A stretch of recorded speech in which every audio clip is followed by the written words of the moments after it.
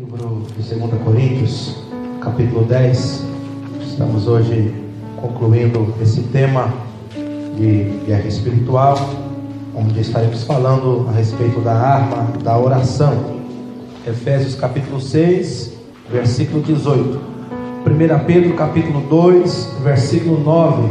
Vamos ler todos juntos. 1 Pedro. Diga comigo: sou sacerdote real. Sou sacerdote real.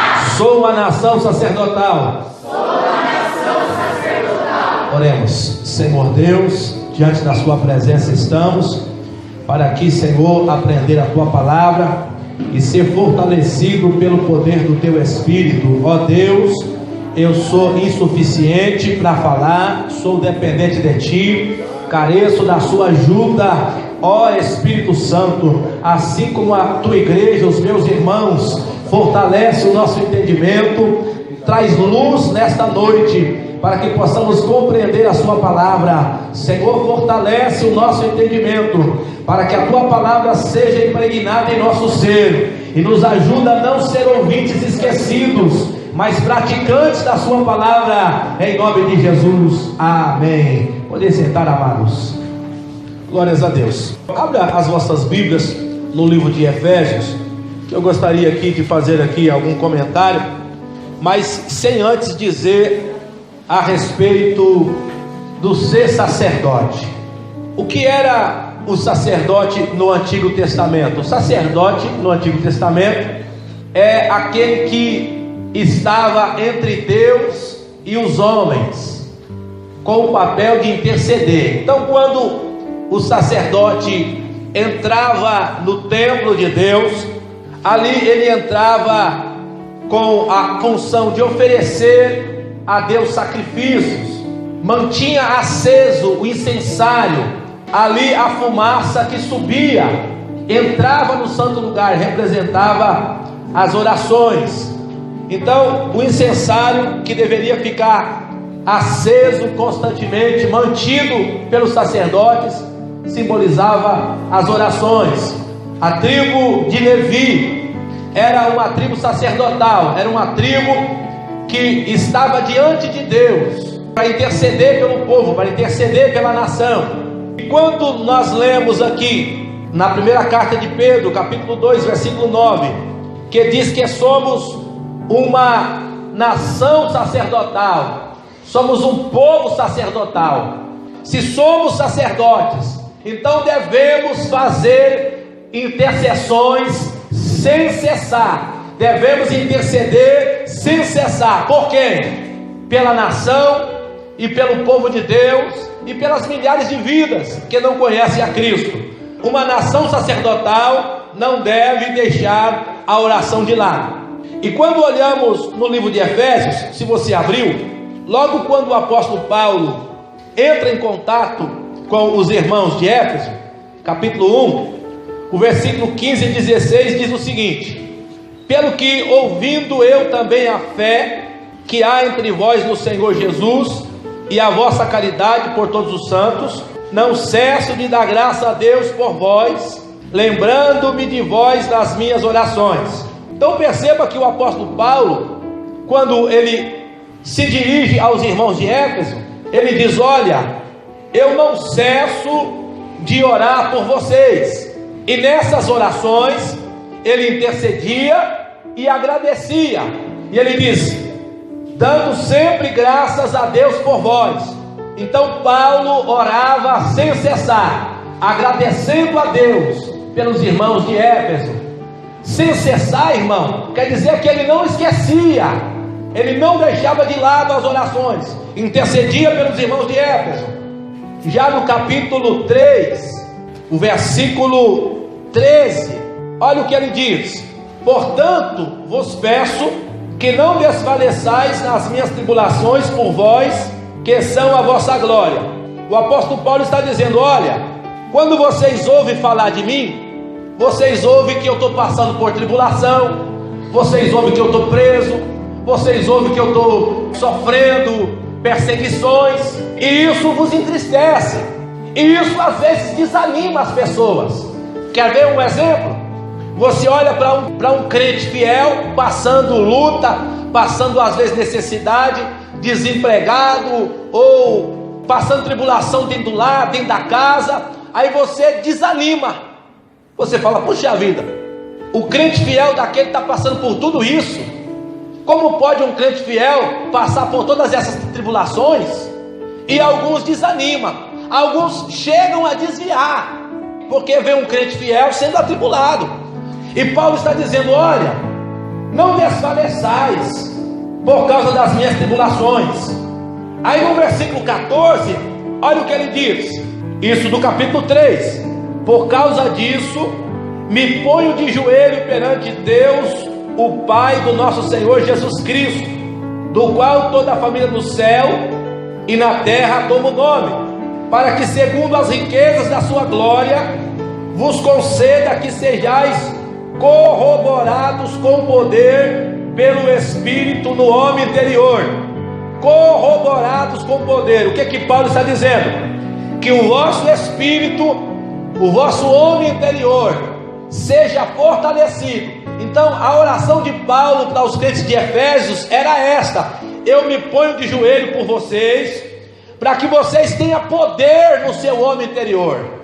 Quando a gente vê alguma tribulação, alguma luta, algumas pessoas pensam em desanimar, e esse desânimo invade a alma desta pessoa, igual aquelas pessoas, e agora o que será? E agora eu vou morrer? E agora quem vai me ajudar? E agora eu estou perdido. Mas Paulo orava assim: olha, eu estou orando para que o vosso espírito seja fortalecido. Para quê? Para vocês não desanimar, para vocês não ser fracos, para vocês não se desesperar. Paulo orava para que os crentes de Éfeso viessem a ser cheios da plenitude de Deus, viessem conhecer o amor de Cristo, porque uma vez que eu conheço o amor de Cristo, uma vez que o amor de Cristo passe a habitar em meu coração, toda a plenitude de Deus habita em mim. Versículo 20: ora, aquele que é poderoso para fazer tudo muito mais abundantemente, além do que pedimos ou pensamos, segundo o poder que em nós opera. Paulo não só agradecia no capítulo 1, versículo 15 e 16, não, ele intercedia pelos irmãos de Éfeso, para que eles fossem cheios da plenitude de Deus, para que eles conhecessem o amor de Cristo, e disse para os irmãos de Éfeso: olha, Deus é poderoso para fazer tudo muito mais abundantemente, além daquilo que eu penso, além daquilo que eu peço. Aí no capítulo 6, o que é que Paulo fala? Ao falar a respeito das armas espirituais, ele encerra desta forma, versículo 18: orando em todo tempo, com toda oração e súplica no Espírito, vigiando nisso, com toda a perseverança e súplica por todos os santos. Versículo 19: e por mim, para que me seja dada no abrir da minha boca a palavra com confiança, para fazer notório o mistério do Evangelho. Então o que Paulo diz? Olha, irmãos, não cesse de orar, persevere orando, persevere suplicando por todos os santos. Quem são todos os santos, irmãos? Toda a igreja no mundo, todos os crentes no mundo. Ore por todos os santos. Então eu não devo só orar pelos irmãos do Jardim Cruzeiro, eu não devo só orar pelos irmãos de Franco da Rocha, ou pelos irmãos do Brasil. Eu devo orar por todos os santos, todos os crentes no mundo, e perseverar nisso. Versículo 18: e vigiando nisso com toda a perseverança. Diga comigo: perseverança. Perseverança. Irmãos, se eu sou um intercessor, a maior virtude do intercessor é perseverar. Não existe maior virtude do que essa. É insistir, é não desistir. Interceder é você rogar em favor de alguém, é você não pedir para você, é você pedir em favor de outro. E sabe qual que é o problema nosso? nós somos muito egoístas. E quando o egoísmo está em nós, nós conseguimos orar por nós, insistir pelos nossos problemas, mas não conseguimos insistir pelos problemas dos outros. Interceder é você insistir pelos problemas de outro, é você insistir, é você não parar, perseverando nisso. E o apóstolo Paulo termina pedindo que os irmãos orem por ele. Perceba, irmão, o apóstolo Paulo, ele cria tanto na resposta da oração, que ele disse: olha, eu orar por vocês não basta, vocês precisam orar por mim também. Para quê?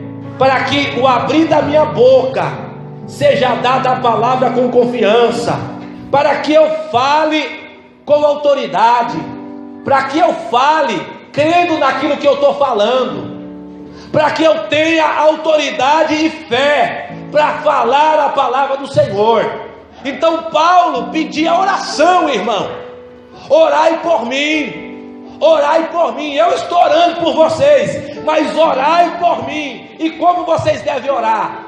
Perseverando, suplicando, insistindo. Oração intercessora. Se eu sou sacerdote, se Deus me chamou para ser sacerdote, eu devo interceder, eu devo insistir. Então perceba que no livro de Efésios, Paulo fala de oração no começo, no meio e no fim. Fala de oração no primeiro capítulo, fala de oração no capítulo 3 e fala de oração no final do capítulo. E quando se trata de intercessão, irmãos, vamos ler aqui um texto. Os irmãos leiam, por favor, Ezequiel, o profeta Ezequiel, capítulo 22. Leia do versículo 26 ao 31. Amém. O profeta Ezequiel está profetizando aqui: olha, os sacerdotes transgridem a minha lei, profanam o meu nome, transgridem o meu sábado. Os sacerdotes não fazem nada que eles devem fazer. Entre o santo e o profano não faz diferença. Não discerno o que é puro do que é impuro, e não guardo o meu sábado. Quando ele olha para os príncipes, quem são os príncipes? Os líderes, os governadores, os reis, como lobos que arrebatam presa, cobrando altos impostos, derramando sangue, matando, praticando violência. E aonde estavam os profetas? Os profetas, Deus está dizendo, os profetas têm feito para eles reboco de cal não adubada. Ou seja, o que os profetas faziam? Passavam um pano. É isso. O profeta via a coisa errada e o profeta passava um pano. Não, vamos, né? Você já viu que a parede tá ruim, né? Aí a gente mete uma cortina aqui, não é? Aí todo mundo chega, tá tudo bonito. E atrás está a parede toda arrebentada. Era isso que o profeta fazia. Passava um pano para os príncipes, passava um pano para os governadores, passava um pano para o sacerdote. Quando o profeta deve denunciar a mentira, deve denunciar a coisa errada. Assim que estava Israel. Continua, moça, versículo 29. Amém. Olha aqui, os olhos de Deus, irmãos, estão de olho nos oprimidos, nos que estão sendo afligidos, nos estrangeiros. Deus está de olho. E nós devemos dar atenção para os estrangeiros, porque nós somos estrangeiros neste mundo, tá bom, irmãos? A nossa pátria não é aqui, nossa pátria é no céu, irmãos. E Deus está de olho nos estrangeiros. Versículo 30, mocinha, leia.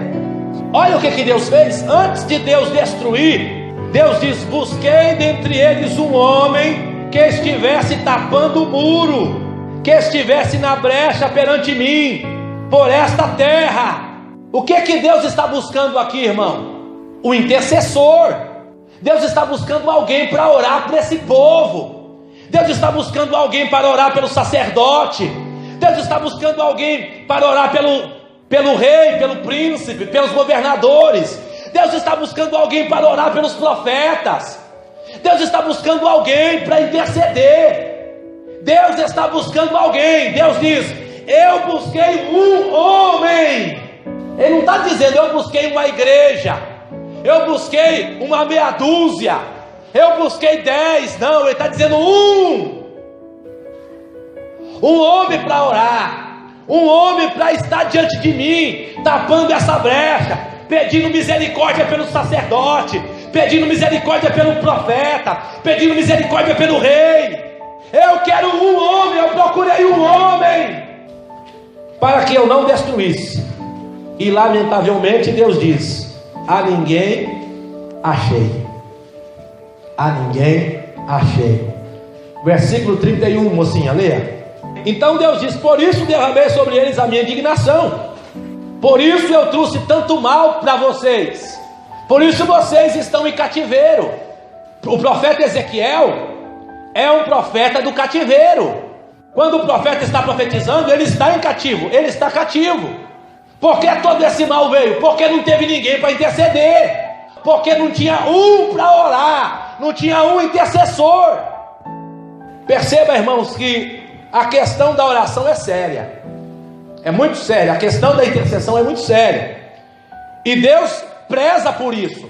Vamos voltar lá atrás no livro do Gênesis, irmão, quando Deus quis destruir Sodoma e Gomorra. Antes de Sodoma e Gomorra ser destruída, Deus levantou Abraão como um intercessor por Sodoma e Gomorra.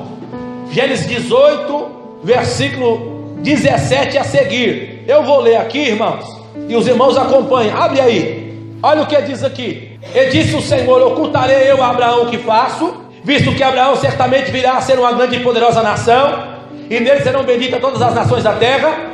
Disse o Senhor: porquanto o clamor de Sodoma e Gomorra se tem multiplicado, e porquanto o seu pecado se tem agravado muito, descerei agora e verei se com efeito tem praticado segundo esse clamor que é vindo até mim, senão sabê-lo-ei. Livro de 2 Coríntios.